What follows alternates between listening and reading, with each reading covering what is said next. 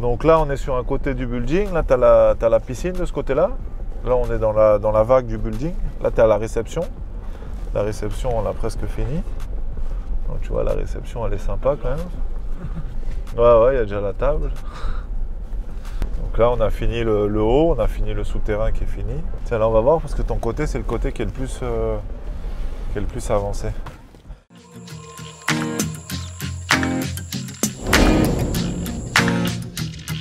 Futur entier, salut à toi, je te souhaite la bienvenue dans cette toute nouvelle vidéo.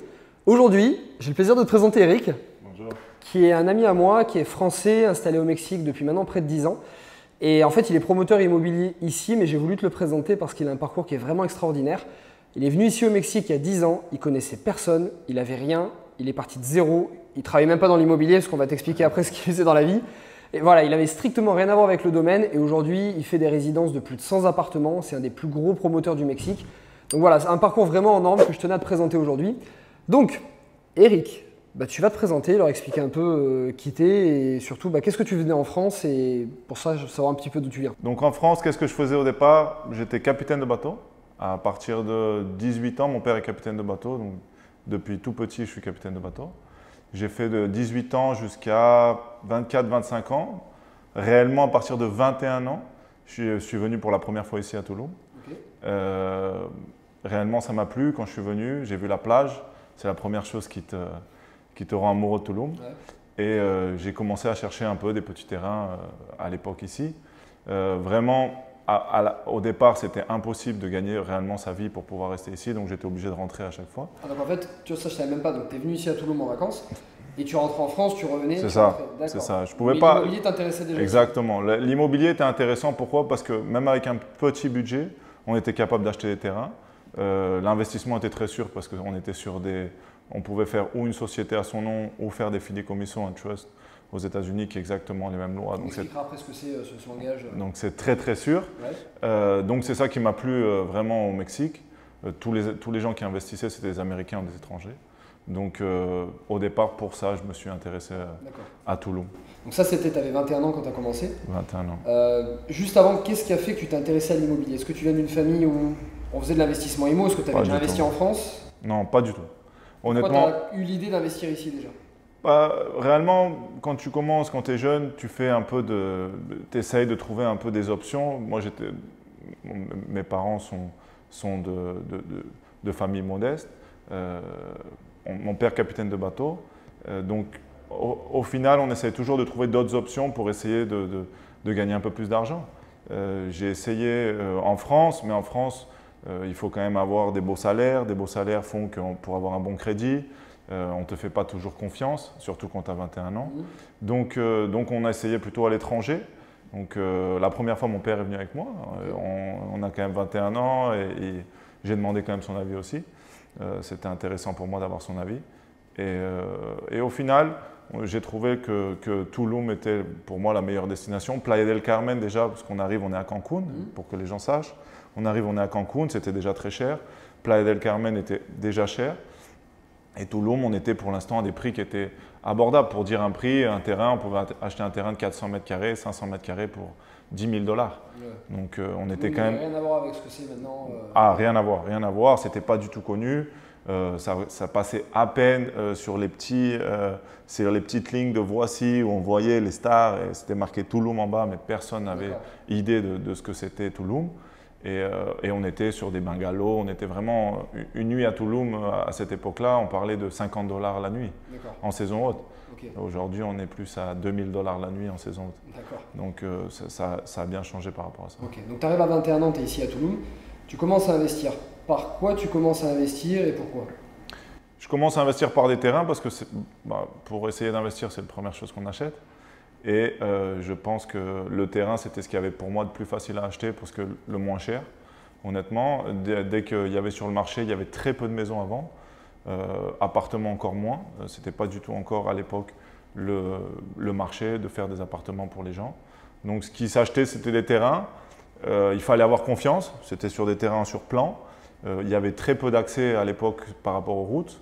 Donc c'était vraiment, voilà, tu achètes un terrain, c'est ce lot et reviens dans 2 ans voir s'il y a l'accès. Donc c'était aussi un coup de poker, il fallait aussi il fallait aussi essayer. Moi, j'avais une grosse confiance en Tulum par rapport à la plage, parce que je voyais la plage était magnifique, et je pense que l'endroit avait une grosse plus-value par rapport à la plage. D'accord. Donc j'ai voyagé un peu jeune, j'ai voyagé beaucoup.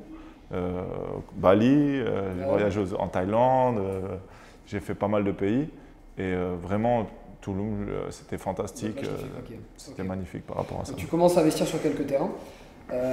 C'est quoi tes plus belles opérations du début? Ça a été les terrains, qu'est-ce que tu as fait d'autre ensuite?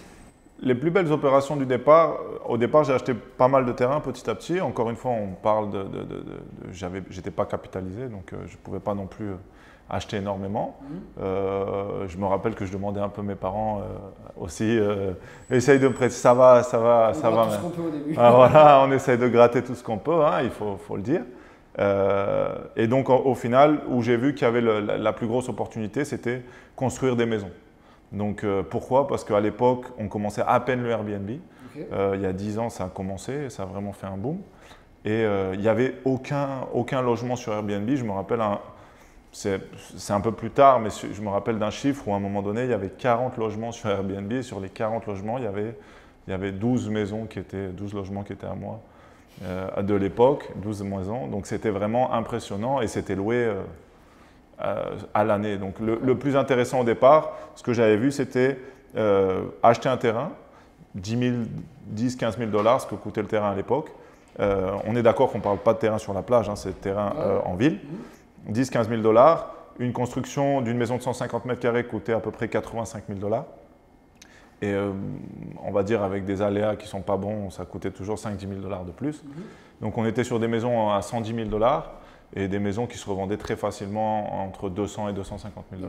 Donc, du coup, tu les gardes en location ou tu as déjà commencé à revendre à ce moment-là? Ici, c'était très dur de vendre sur plan. Ça ne se vend pas sur plan par rapport à un fait qui est la confiance. Ici, très peu de gens vont te faire confiance, surtout un jeune comme moi. Donc les gens achètent ce qui est fini. Je finissais la maison, je la mettais en Airbnb et ça s'est passé beaucoup de fois que des gens qui étaient en Airbnb sont tombés amoureux de la maison et ont acheté la maison. D'accord. Donc c'était le plus souvent ça. Tu en as fait beaucoup des maisons comme ça? J'en ai fait plus d'une vingtaine. Plus d'une vingtaine comme ça. J'ai commencé comme ça. Après, j'en ai fait aussi pour des copains en France. Quand j'ai vu que ça marchait bien aussi, j'ai demandé aussi à des copains, est-ce que ça ne vous intéresse pas d'investir un peu au Mexique? À l'époque, c'était encore intéressant par rapport à ça. Si on compte avec les copains, peut-être une trentaine de maisons. Ce qui est excellent. Ce qui était pas mal, ouais. Pas mal. Pour un début, c'était bien. Là, on parle d'une période, c'était entre 21 et 25 ans, 26 ans. 25, ouais. Ça allait ce qui est sympa au Mexique, c'est que ça va très vite. Si tu as assez d'argent pour pouvoir faire la maison, on parle de 6 mois de construction à tout casser pour 200 mètres carrés. Donc c'est vraiment très rapide. Après, il n'y a pas eu que du beau, hein. Ça arrivait qu'il y a eu il y a eu aussi des problèmes. C'est pas aussi facile que ça. Mais il y avait quand même…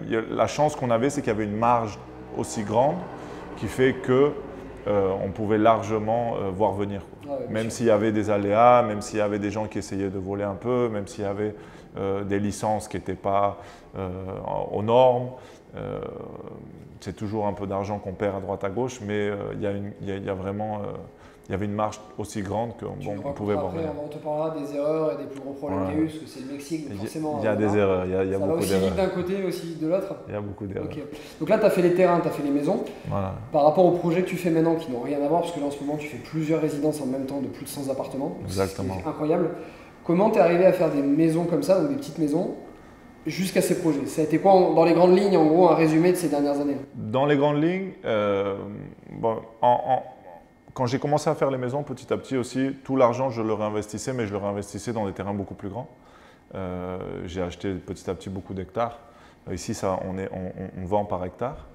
À l'époque encore, j'avais une chance que les hectares ne valaient pas aussi cher qu'aujourd'hui. Donc j'ai pu acheter énormément d'hectares. Et depuis 4 ans, 5 ans à Tulum, je voyais que le business des maisons commençait à baisser, mais petit à petit, tous les gens cherchaient des appartements.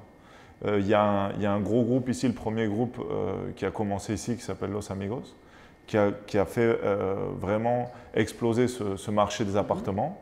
Que les gens, d'un coup, au lieu d'acheter une maison, c'était un peu ridicule, mais au lieu d'acheter une maison qui valait 200 000 $, qui faisait 200 mètres carrés, ils achetaient un appartement qui faisait 60 mètres carrés pour 200 000 $.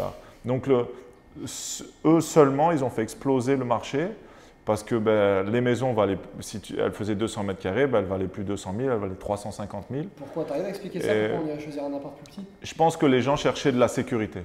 Je pense qu'il y a énormément de gens, encore aujourd'hui j'ai des maisons à vendre, j'ai toujours une dizaine de maisons à moi. Entre une maison de 4 chambres et un appartement de 2 chambres qui est à peu près le même prix, les gens iront toujours sur l'appartement de 2 chambres. C'est fou. Parce en une maison, tu restes quand même dans quelque chose qui est solitaire. Ce n'est pas une maison dans une résidence, c'est des maisons simples qui sont un peu perdues dans la jungle à droite à gauche. Là, en différence, c'est que là, tu as une sécurité, tu as la salle de sport, tu as des gens autour.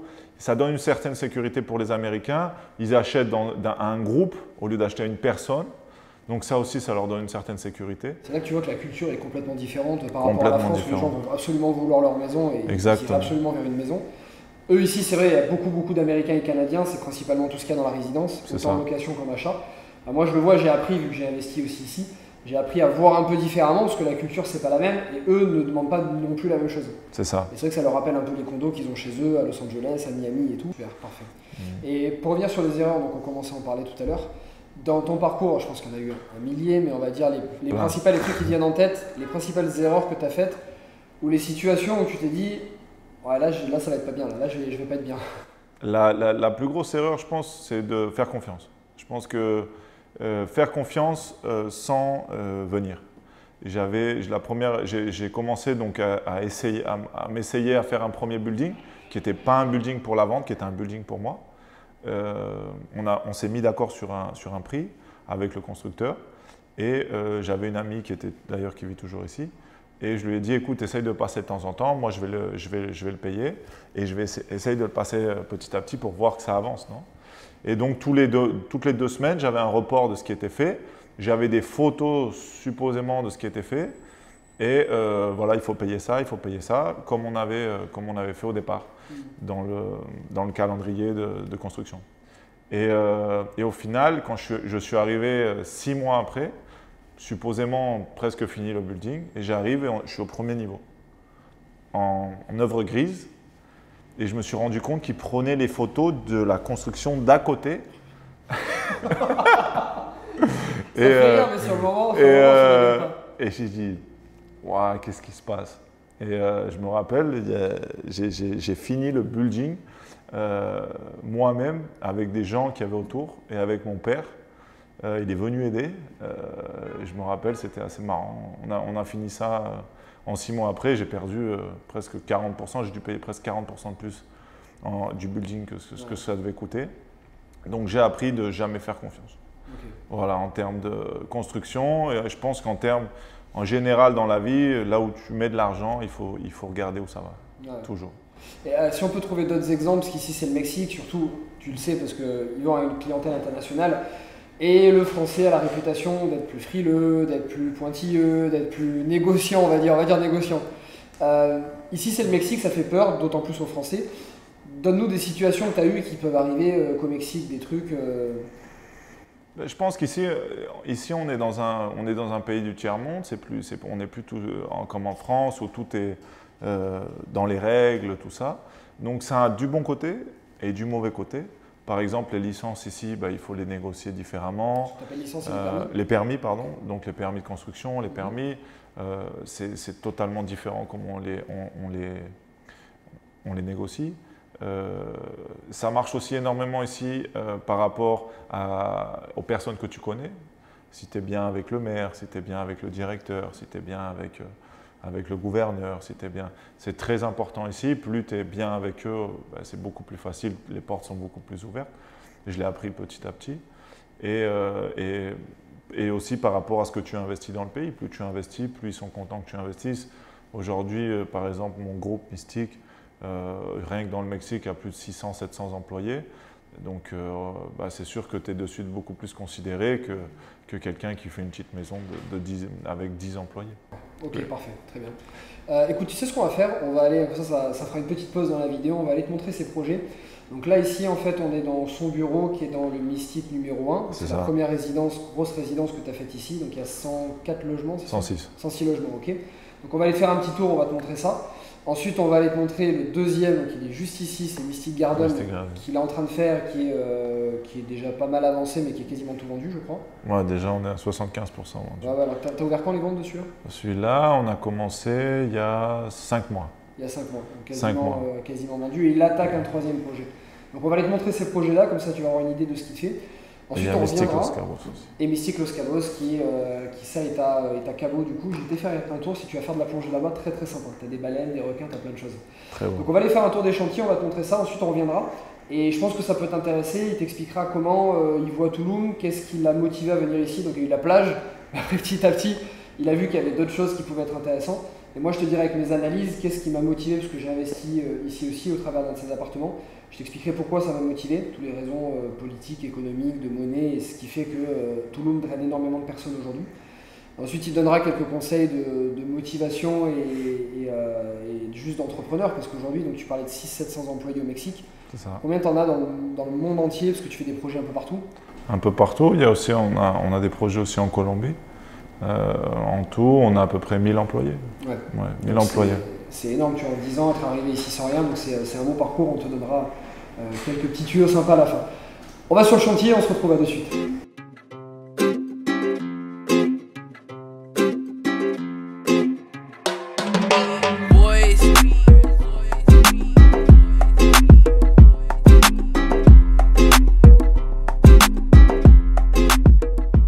Donc on va présenter la Mystique, ça c'est le premier projet que j'ai fait. Tu connais, tu es ici plus de quelques mois.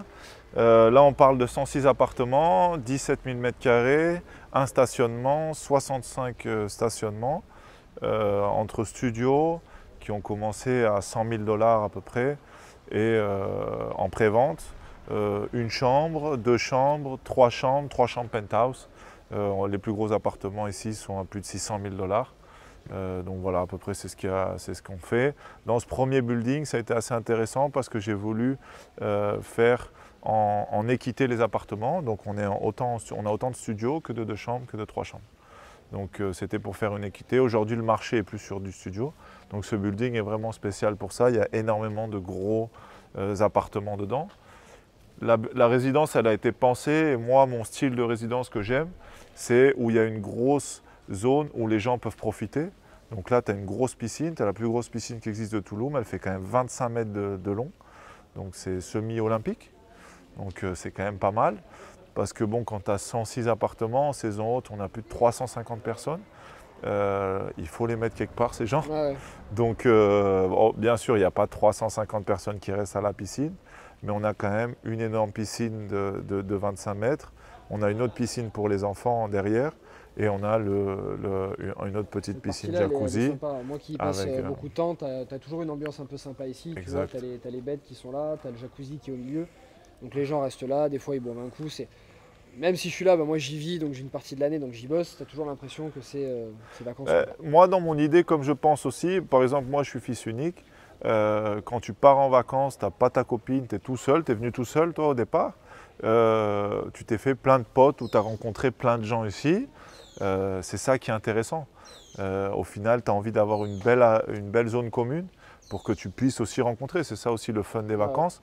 Et tous les gens qui sont ici, quand ils viennent en vacances, sont un peu aussi dans cette idée de dire je viens ici aussi pour rencontrer d'autres gens. Tout le monde parle avec tout le monde, c'est cool. Et ça, c'est vraiment le cool aussi de Tulum. Que tous les gens, mais il faut avoir cette zone où les gens peuvent pouvoir vivre ensemble et profiter ensemble. Combien de temps ça t'a pris pour construire? J'ai mis 19 mois exactement pour faire le building.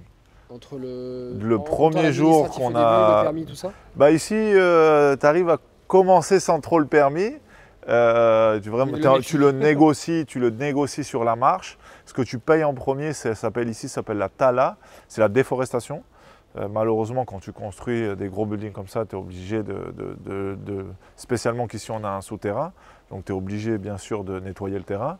Après, j'ai remis énormément d'arbres, mais sur le coup, on était obligé de les enlever. Donc tu commences par ça, après tu fais, on a eu presque 1 mois et demi, 2 mois avec les machines pour faire tout le souterrain. On a dû piquer plus de 4500 mètres carrés, donc c'est énorme. Et après, ça monte assez vite. Le plus rapide, c'est de monter l'œuvre grise. L'œuvre grise ici, c'est rapide parce que c'est de la main d'œuvre. C'est pas comme en France où tu as un numéro de gens qui doit être. Ici, c'est exactement pareil. Donc si tu veux aller très vite et que tu as l'argent, tu peux mettre par exemple à Garden aujourd'hui. On a 300 personnes, 280, 300 personnes par jour qui travaillent. Donc tu viens chaque semaine et tu vois 4-5 mètres qui avancent. En un mois, ça avance très vite. Là, tu as fini quand les travaux de celui-ci? On a fini en en août 2020. D'accord. Après, il y avait des petites finitions, parce que je suis venu en octobre, il y avait des petits trucs toujours à Après, on n'a pas eu de chance, c'est qu'en septembre et octobre, on a eu 4 ouragans. Ouais, je me rappelle. Donc, des arbres sont tombés sur la façade. On a eu pas mal d'infiltration d'eau, vu tout ce qui tombe d'eau.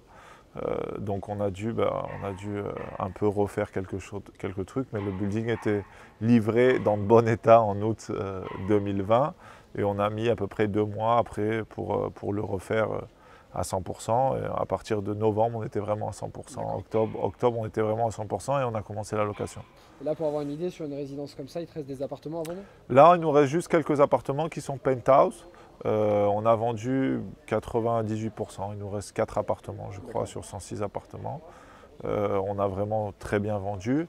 Et c'était très intéressant, par exemple, pour un investisseur, de voir un studio qui a été commencé à acheter à 105 000, 102 000 $, et les derniers studios qui sont vendus plus de 145 000 $. Ouais. Par rapport au début jusqu'à la fin, c'était assez impressionnant. Pareil pour les 2 chambres, pareil pour les 3 chambres. Un 2 chambres, au départ, pouvait s'acheter aux alentours de 270 000 $. Et les derniers 2 chambres qu'on a eu, il n'y en a pas un qui est parti à moins de 329 000 $. Donc ça, pareil, c'est une grosse marge par rapport à... Je me suis rendu compte en parlant avec d'autres investisseurs ici au début. C'est une grosse marge et c'est ce qui est intéressant aussi par rapport à ça ici. Et aujourd'hui, il y a des listes d'attente de gens qui veulent absolument être dans ce building et que si quelqu'un veut vendre son appartement, on a des gens qui veulent acheter l'appartement ici. Super, excellent. Donc, on va sur l'autre, le deuxième chantier? Allez, c'est parti. Ça marche.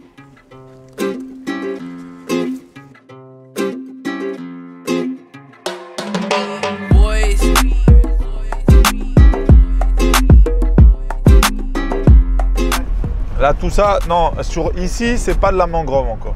C'est dès que tu vas là-bas, tu vas voir, c'est fantastique. Oh, là-dedans, c'est magnifique. Après, dans les paysages, là. Voilà, tu vois, mais tu vois, il y a l'électricité, il y a tout. Hein. Tout a été fait. Hein. Et ce qui est marrant, c'est que les routes, elles sont même meilleures qu'ailleurs. Elles sont meilleures qu'au début de... Ouais, elles n'ont pas de trous, pas de machin. Et il les a bien faites. Hein. Et là, après, tu as... Qu'est-ce qui manque avant que cette route soit ouverte? Ben, il leur manque la Corse et tout. Là, tu vois, là, après, là, ils ont vendu grave de terrain là-dedans. Ouais. Là, tu vois, ils sont en train de mettre le matériel pour faire... Il y a un plan, hein, il y a un plan d'urbanisme aussi d'ici hein, qui est assez impressionnant. Et là, petit à petit, tu as les accès. Mais là, ce qui est sympa, c'est la vue. Ce que j'aime ici. C'est que là, tu vois, hop, et là, tu vois, ils mettent tout le matériel petit à petit. Ouais. À chaque fois, ils mettent le matériel, ils avancent, boum, boum, boum. Tu vois, ça, par exemple, il y a 2 jours, ça s'arrêtait là. Okay. Et là, tu vois, ils accélèrent jusqu'à là-bas. Et là-bas, après, ils vont taper comme ça. Et là, pareil, ils vont taper comme ça. Il va en avoir plein de routes.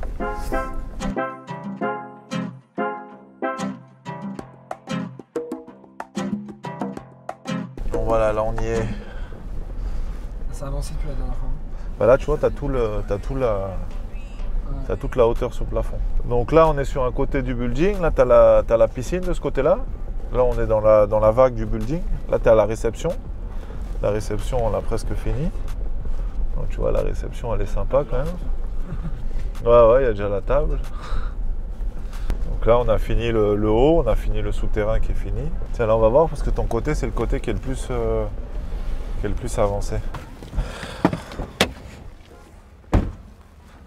Moi, le truc qui est fou, que les gens ne se rendent pas compte, c'est que ça va être un monstre, le building.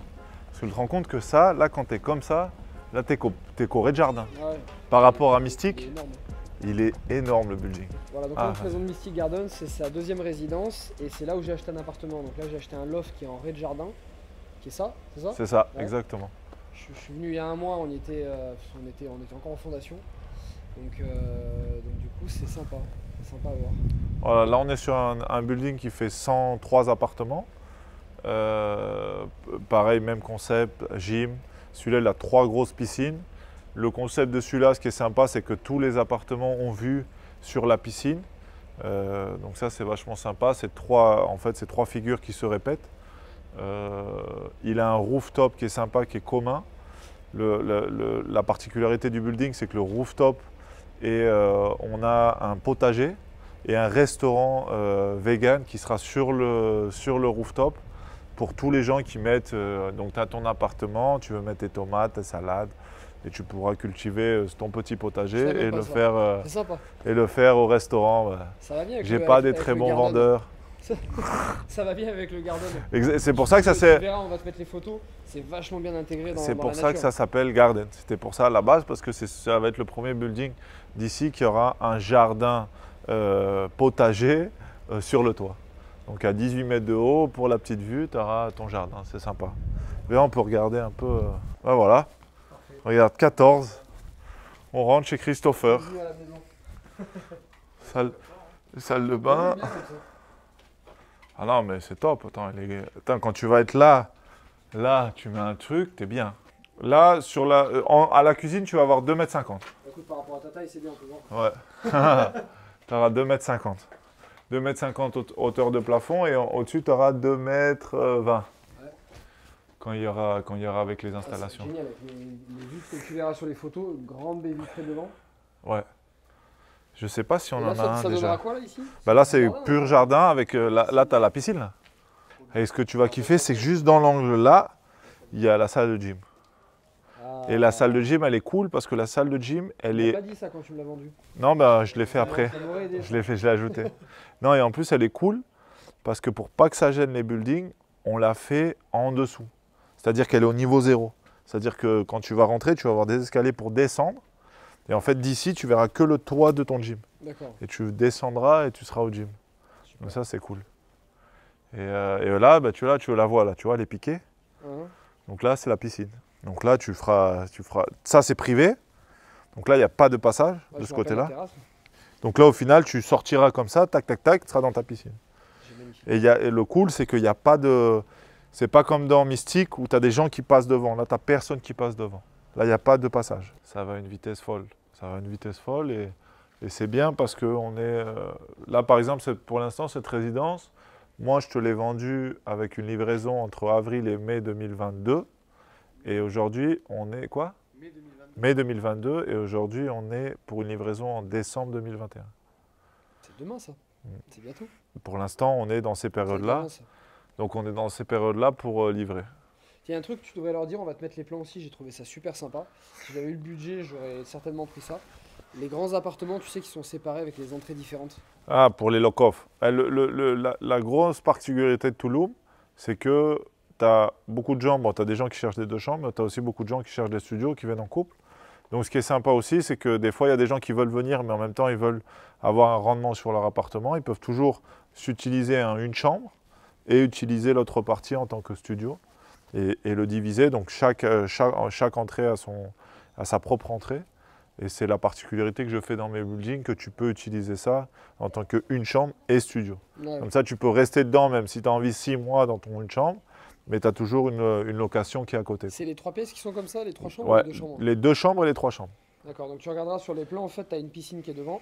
Comme tu regarderas, tu as plusieurs entrées. Donc tu peux très bien, comme il dit, ça c'est les 3 chambres. Une entrée, toi tu vis dans ton appartement. Moi, ça m'aurait intéressé parce que je vis ici 3-4 mois de l'année. Donc j'en aurais profité. Et à côté, j'aurais continué de louer l'appartement. Donc en fait, ça te paye ton logement gratuitement. Ou il y a aussi beaucoup de gens, par exemple, qui viennent à 2 familles et ils disent, ouais, voilà, après, nous, on veut un peu être séparés. Et c'est aussi assez agréable parce que bon, tu viens entre copains, mais tu n'es pas obligé de convivre dans le même appartement. Ça, c'est cool aussi, par rapport à ça. Tu es avec ton mari ou ta femme et qu'après 2 mois, tu t'entends plus. Voilà. Chacun est tranquille. Magnifique. Là, quand on est venu, il y a 3 jours, ils n'avaient pas mis, parce que tu sais, je te dis, là, tu vois, ils viennent de le mettre à peine. Parce que la losa, elle vient jusqu'à là, elle vient jusqu'au bout. La la fin du toit. D'accord.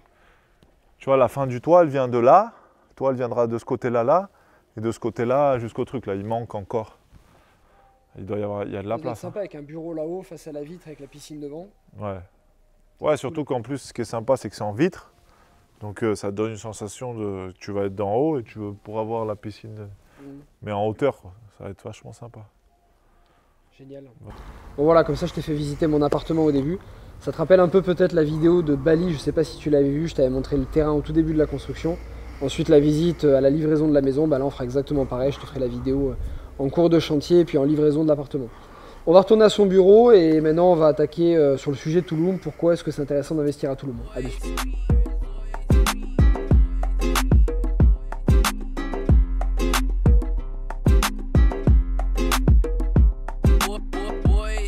Pourquoi Tulum? Pourquoi Tulum? Aujourd'hui, Tulum, on est dans les 4-5 destinations mondiales, autant pour la fête que pour être vu, pour profiter. Le Covid a complètement fait exploser ça. À partir de Tulum, il y a 6-7 mois, tout était fermé. D'un coup, c'est devenu le numéro 1 pour faire la fête.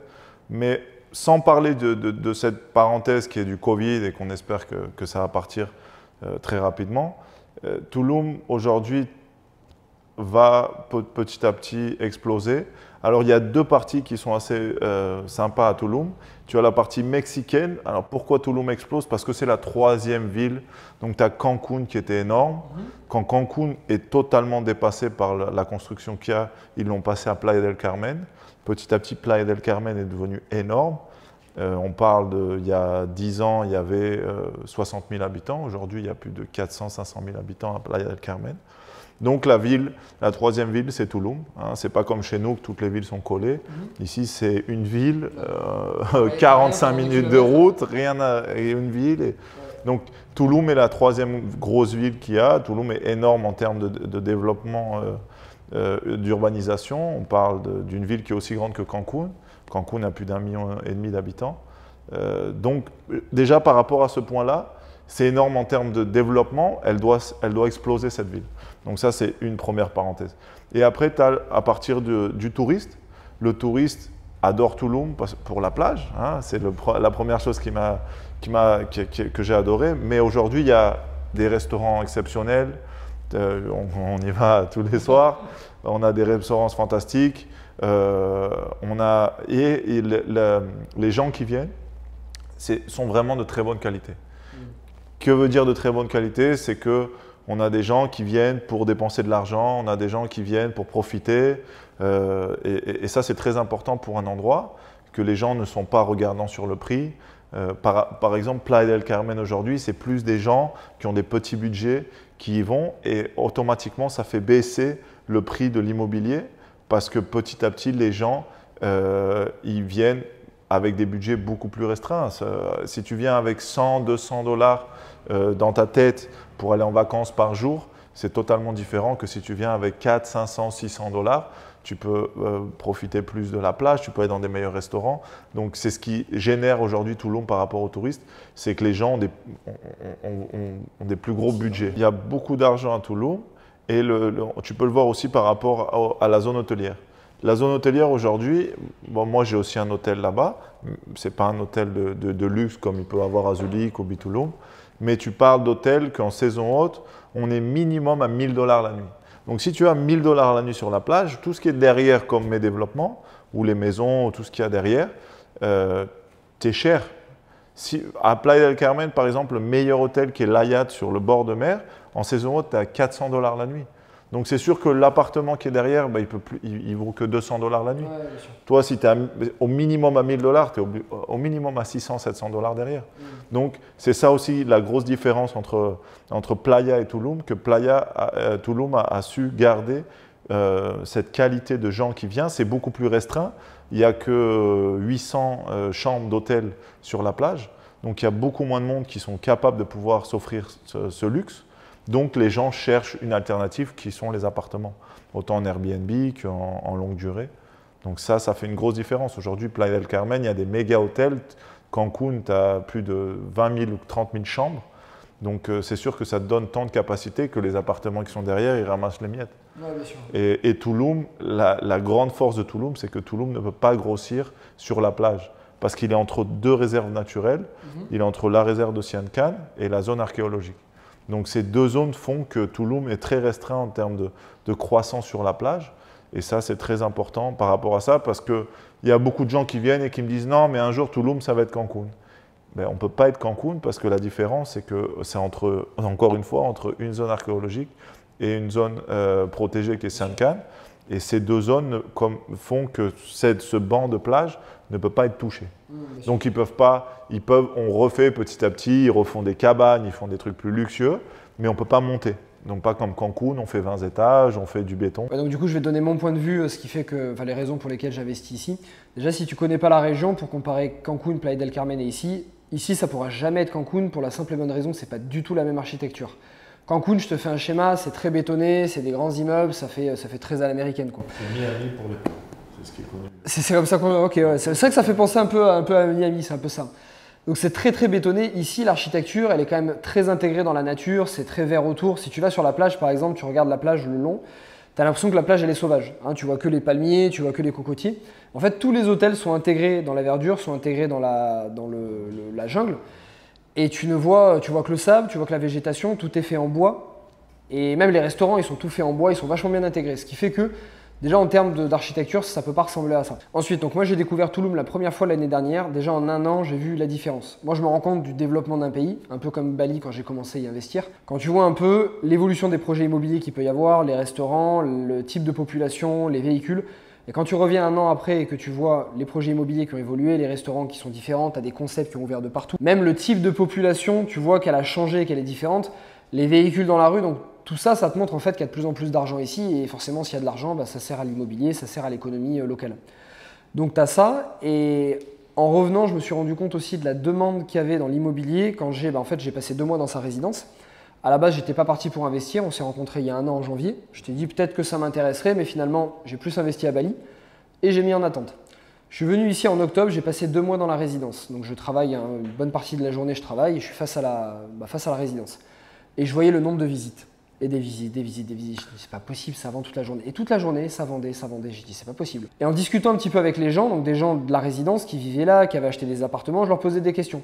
Quel prix t'as acheté au départ? Combien ça vaut maintenant? Il y en a qui avaient acheté au départ, qui avaient revendu déjà 30% plus cher maintenant en l'espace d'1 an de construction. Donc tout ça, je me suis dit, ok, il y a vraiment un gros engouement pour Tulum, et donc ça c'est bon pour l'immobilier.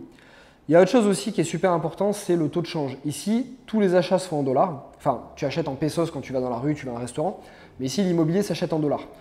Quand tu regardes le prix euro-dollar, donc la balance euro-dollar actuellement, tu es sur un des moins élevés depuis les derniers mois, on est à peu près à 1,20. Donc quand tu as un taux de change comme ça veut dire que pour moins d'euros, tu as beaucoup plus de dollars. Donc en fait, proportionnellement, tu achètes ton appartement quasiment 10% moins cher 2 mois ou 3 mois après parce que le taux de change a baissé. Donc ça, c'est quelque chose qui te fait acheter l'appartement moins cher. Ensuite, il y a aussi d'autres choses, c'est que Eric, en fait, quand il vend les appartements sur plan au départ, il te fait des discounts au départ, ce qui fait que tu les achètes moins cher. Entre-temps, la résidence, elle sort, le prix de l'immobilier a évolué aussi, puisque je crois que l'immobilier monte de 7-10% par an, je crois, quelque chose comme ça. Entre 7 et 10%, c'est ça. Ouais, donc tu as à peu près 7 et 10% d'évolution du marché immo ici. Donc tu as toutes ces petites caractéristiques les unes derrière les autres, moi, m'ont fait acheter ici. Et tous les gens que je connais aussi qui voyagent de plus en plus me parlent de Tulum, tu le vois de plus en plus sur les réseaux sociaux. Les réseaux sociaux, mine de rien, ça a l'air de pas grand-chose, mais au final, Bali, ça a explosé en grande partie grâce à Instagram. Aujourd'hui, il y a une étude qui est sortie, il y a plus de 40%, je crois, ou 40 ou 50% des jeunes de moins de 35 ans qui choisissent leur voyage en fonction d'Instagram. Et quand tu vois que Tulum, c'est une des 5 des premières destinations sur Instagram avec Bali et d'autres, tu te dis que ça aide énormément. Donc voilà, en fait, c'est tous ces aspects, il y en a encore énormément d'autres, mais là, je t'ai pris les principaux, qui moi, en tout cas, m'ont motivé à investir à Tulum. Tu es investisseur immobilier, c'est par ça que tu as démarré. Maintenant, tu es les deux, investisseurs et entrepreneurs.